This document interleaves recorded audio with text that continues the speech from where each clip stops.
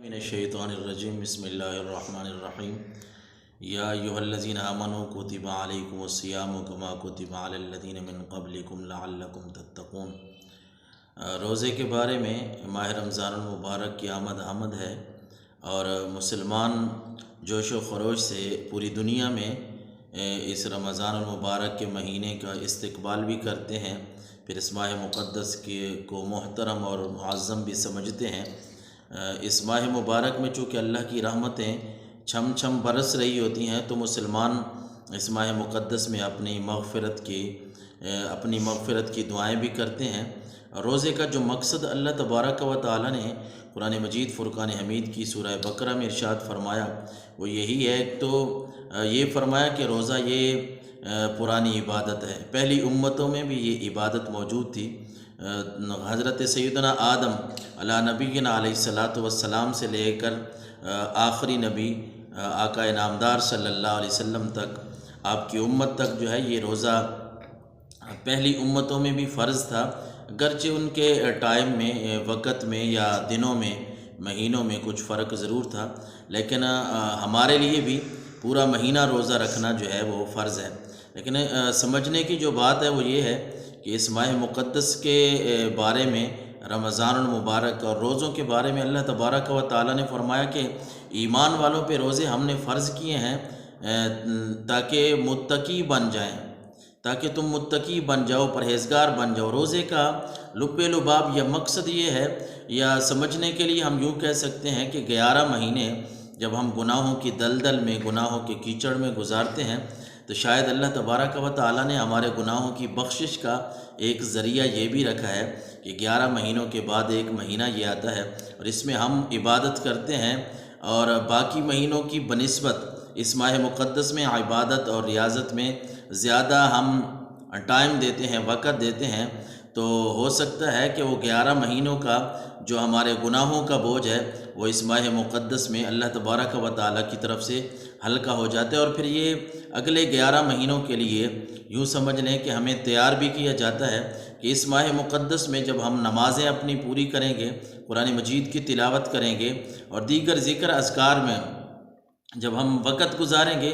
تو یہ ایک مہینہ جب ایسے گزار لیں گے تو اگلے 11 مہینے بھی ہم اسی تقوی اور پرہیزگاری کے ساتھ، جس طرح اللہ تبارک و تعالی نے روزے کا مقصد بیان فرمایا ہے، اسی طرح زندگی گزاریں۔ جس طرح رب نے فرمایا ایمان والوں کے لیے روزے فرض اس لیے کیے گئے ہیں کہ ایمان والے متقی بن جائیں، تقوی والے، پرہیزگاری والے بن جائیں، کیونکہ تقوی، پرہیزگاری یعنی اللہ سے ڈرنا، اللہ کا خوف دل میں رکھنا، یہ بہت بڑی اللہ تبارک و تعالیٰ کی طرف سے بہت بڑی نعمت ہے، اور رب العالمین جس کو یہ نعمت عطا فرماتا ہے یقیناً وہ دنیا میں کامیاب ہو جاتا ہے اور آخرت میں بھی کامیاب ہوتا ہے۔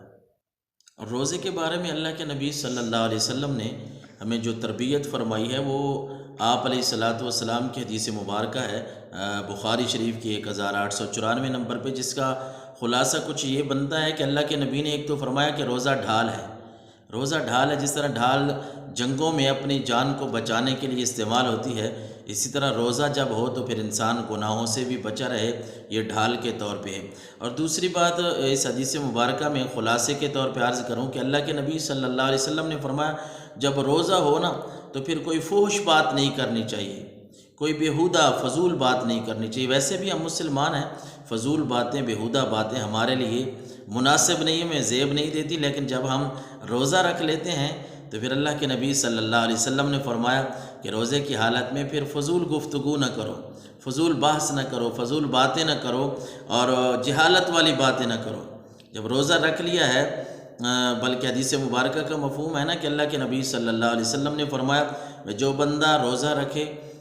اور پھر اس کے بعد وہ گالم گلوچ بھی کرے، وہ فضول باتیں بھی کرے، جہالت والی باتیں بھی کرے، تو پھر اللہ کو ایسے بندے کی بھوک پیاس کی کوئی ضرورت نہیں ہے، کیونکہ روزہ تقوی اور پرہیزگاری حاصل کرنے کا نام ہے۔ تو اس لیے ہمیں اس بات کا اہتمام کرنا ہے کہ روزے کی حالت میں کوئی ہماری زبان سے فضول بات نہ نکلے، کوئی جہالت والی بات نہ نکلے، بلکہ اللہ کے نبی صلی اللہ علیہ وسلم نے ہماری یہ تربیت اس حدیث مبارکہ میں فرمائی۔ آپ نے فرمایا اگر کوئی تم سے لڑتا بھی ہے، جھگڑتا بھی ہے، تو تم اسے کہہ دو کہ میں روزے دار ہوں، اس کا جواب نہیں دینا، اینٹ کا جواب پتھر سے نہیں دینا، بلکہ اگر کوئی آدمی تمہارے ساتھ کوئی جھگڑا کرتا ہے، کوئی گالم گلوچ کرتا ہے، کوئی فضول بات کرتا ہے، تو اس کا یہ مطلب نہیں ہے کہ ہم اس کے جواب میں شروع ہو جائیں، بلکہ ہم نے تو روزہ رکھا ہوا ہے، پاکیزہ چیز ہے، اللہ تبارک و تعالیٰ کی طرف سے ایک تحفہ ہے، تو اللہ کے نبی نے فرمایا بس اتنا ہی تم کہہ دو کہ میں تو روزے دار ہوں۔ اور پھر روزے دار کو اللہ تبارک و تعالیٰ کی طرف سے انعام اتنا ملا ہے کہ اللہ کے نبی صلی اللہ علیہ وسلم نے فرمایا روزے دار کی منہ کی جو بو ہے نا، وہ اللہ تبارک و تعالیٰ کو کستوری سے بھی زیادہ پسند ہے، کستوری سے بھی زیادہ محبوب ہے، اور انسان کے لیے یہ روزہ بہت پاکیزہ کرنے والا ہے، انسان کو طہارت دینے والا ہے، تقوی دینے والا ہے، پرہیزگاری دینے والا ہے، اس لیے اس کا اہتمام ضرور کریں اور ساتھ ساتھ ان باتوں پہ بھی عمل کریں۔ اور شعب الایمان کی حدیث مبارکہ کا مفہوم ہے کہ اللہ کے نبی صلی اللہ علیہ وسلم نے فرمایا کہ روزے دار کا جو سونا ہے نا وہ بھی عبادت ہے۔ اگر ہم عبادت کرتے ہیں، نوافل ادا کرتے ہیں، فرائض کے علاوہ قرآن مجید کی تلاوت کرتے ہیں، ذکر اذکار ہے، درود پاک ہے، کلمہ ہے، کچھ بھی ہے وہ پڑھتے ہیں، تو پھر تو سبحان اللہ، پھر تو کیا ہی کہنے ہیں کہ اللہ کی طرف سے اس بندے پہ کتنی رحمتیں نازل ہوں گی۔ لیکن آپ اس حدیث مبارکہ کے مفہوم سے اندازہ لگائیں کہ حضور سرور کونین صلی اللہ علیہ وسلم نے فرمایا کہ روزے دار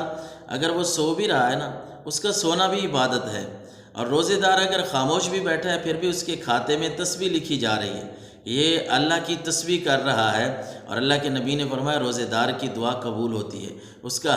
ہر عمل جو ہے وہ مقبول ہوتا ہے، دعا بھی قبول ہو، سونا بھی عبادت لکھا جائے، خاموش رہنا تسبیح لکھا جائے، کہ کتنی پیاری حدیث مبارکہ ہے، اور کتنا رحمتوں اور برکتوں والا یہ مہینہ ہے جس کو ہم نے حاصل کرنا ہے، اور پھر اس کا خیال بھی رکھنا ہے، اس کی عزت اور احترام بھی کرنی ہے۔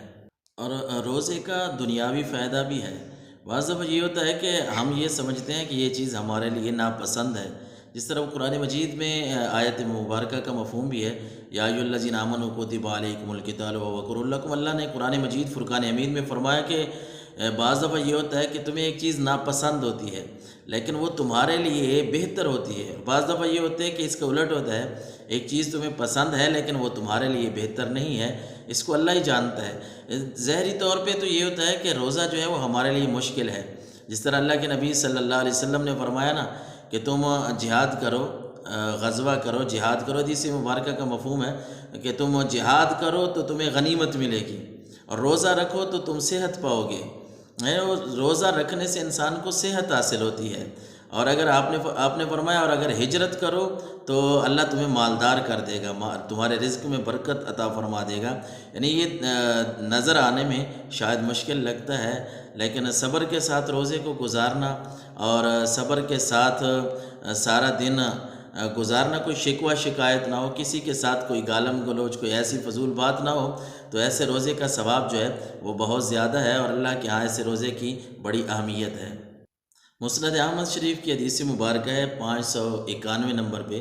اس حدیث مبارکہ کا رمضان کے علاوہ کی ویسے بات ہے، لیکن میں بات یہ کرنے لگا ہوں کہ اللہ کے نبی صلی اللہ علیہ وسلم نے رمضان کے علاوہ اتنا ثواب بتایا ہے، اور اگر ہم رمضان المبارک کے مہینے میں روزے کے ساتھ یہ کام کریں گے، جس طرح اللہ کے نبی صلی اللہ علیہ وسلم نے فرمایا کہ جب بندہ